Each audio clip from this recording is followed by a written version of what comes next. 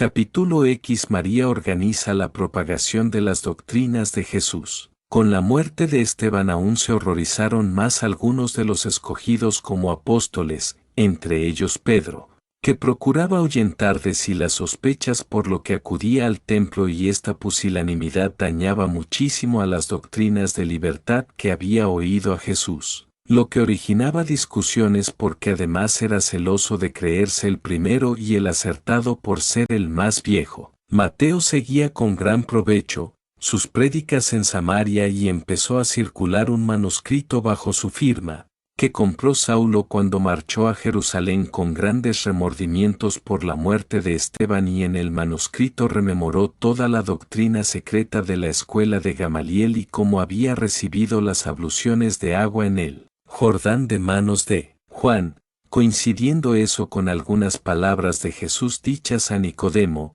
el que no renaciere de agua y de espíritu no entrará en el reino de los cielos.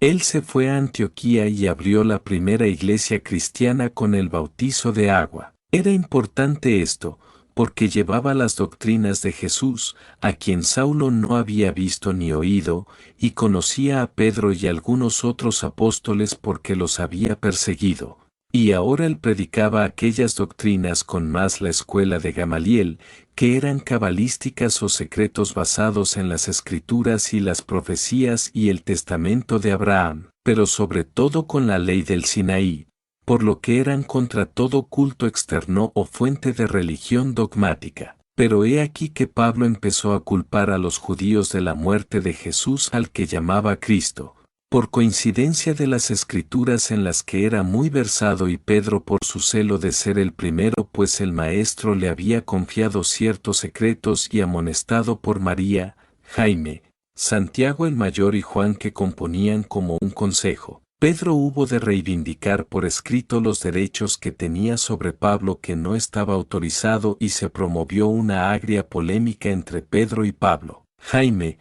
por mandato de su madre, hubo de mediar y tomó sobre sí los cargos que se hicieran sobre las doctrinas de su hermano, mas no los cargos personales que hubiera entre hombres, y requirió de Pablo venir a Jerusalén y entenderse con Pedro, o en su deceso con el consejo. Pablo oyó con agrado el aviso de Jaime y vino a Jerusalén 3 años más tarde de la muerte de Esteban, encontrándose con Pedro en la sinagoga, con quien no pudo entenderse, por falta de capacidad en Pedro, que se mostró intransigente. Pablo entonces se sometió al consejo y expuso sus doctrinas, y María reveló por posesión medianímica a Jaime lo que había de hacer, y se entendió perfectamente con Pablo, como lo revelan estas palabras de la carta de Pablo a los Gálatas, y dice: después, pasados 3 años, vine a Jerusalén a ver a Pedro y estuve con él 15 días. Mas a ninguno otro de los apóstoles vi, sino a Santiago, hermano del Señor. Y en esto que os escribo, he aquí delante de Dios que no miento. Después, pasados 14 años, vine otra vez a Jerusalén con Barrabás y Tito, vine empero por revelación, y comuniqué con los que parecían ser algo, pero nada me dijeron. Porque el que eficazmente empezó para el apostolado de la circuncisión, obró también en mí para los gentiles por la incircuncisión. Y como Santiago, Jaime, y Cefas y Juan parecían ser las columnas, vieron la gracia que me era dada, nos dieron las diestras gentiles y ellos a la circuncisión. Solamente querían que nos acordásemos de los pobres, lo cual también yo hacía con solicitud.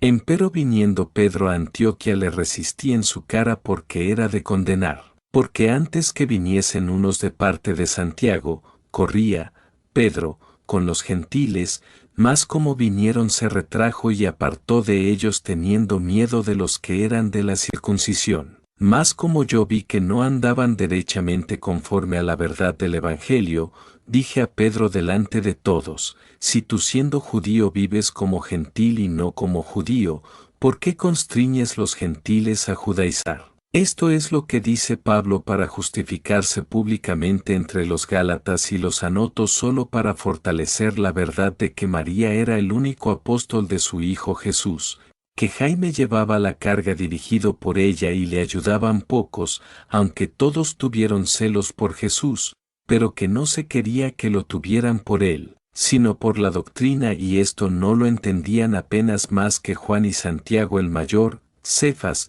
pero que éste lo dejamos al frente de Jerusalén siendo muerto pronto, y Juan marchó a su destino como todos, debiendo todos comunicarse con Jaime, que pasaba a España, donde los israelitas eran mayores en número. Pedro y Pablo siguieron litigando siempre y al fin los dos llegaron a Roma para dirimir sus cuestiones, y de ahí nacería la Iglesia de los Desaciertos, que ni es apostólica ni de Jesús sino de la discordia, que se afianzaría 2 siglos más tarde, cuando no existirían los apóstoles ni los discípulos de los apóstoles. Pedro y Pablo eran a cada cual más testarudo, pero tenía Pablo más razón que Pedro, pues sostenía una doctrina más liberal y atendió bien que eran a salvo circuncisos e incircuncisos en el bien del amor, que es lo que Jaime le comunicara por la revelación medianímica de María, por lo que Pablo reconoció a Jaime y le oía siempre y no así Pedro. Pero era que Pedro era muy celoso de la gloria de Jesús y luchaba contra Pablo por el Cristo,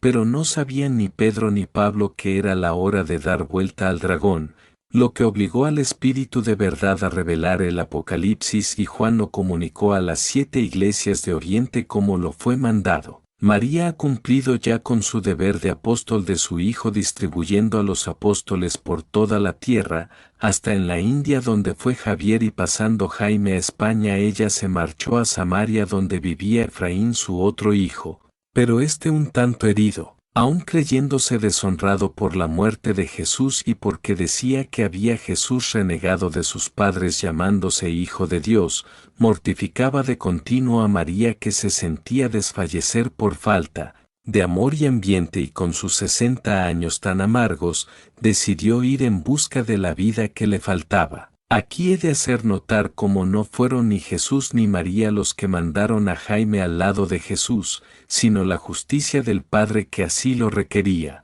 pues debería ser el sostenedor de la prueba de su doctrina, y lo demuestran sus cartas de justicia.